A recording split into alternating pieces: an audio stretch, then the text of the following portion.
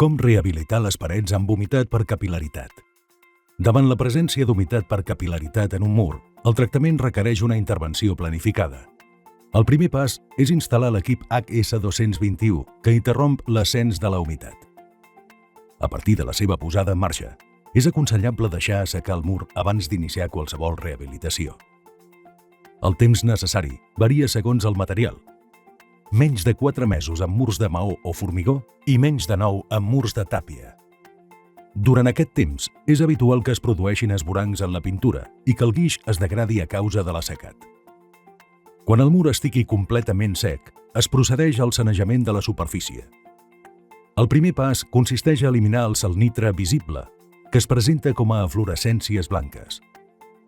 En zones on el guix o el morter estiguin degradats, és necessari repicar fins a aconseguir el suport estructural ferm, ja sigui maó, pedra o formigó. Una vegada eliminades les restes de materials afectats, s'humitegen les zones tractades per a millorar l'adherència del nou revestiment.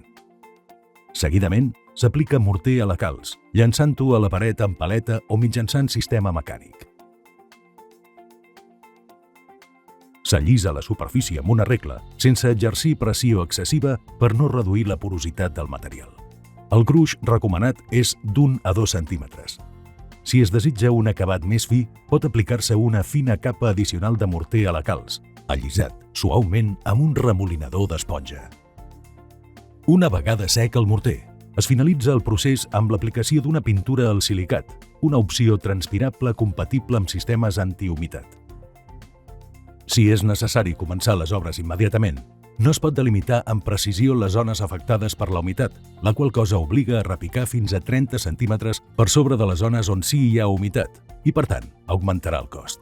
En aquest cas, s'ha de fer la rehabilitació explicada anteriorment aplicant 2 centímetres de morter a la calç i la pintura al silicat. El morter a la calç actuarà com un retardant de la humitat, protegint els acabats mentre l'equip HS221 continua el seu treball d'assecat. És fonamental mantenir l'equip HS221 sempre connectat. Si no és possible, no ha de romandre desconnectat més de 3 dies.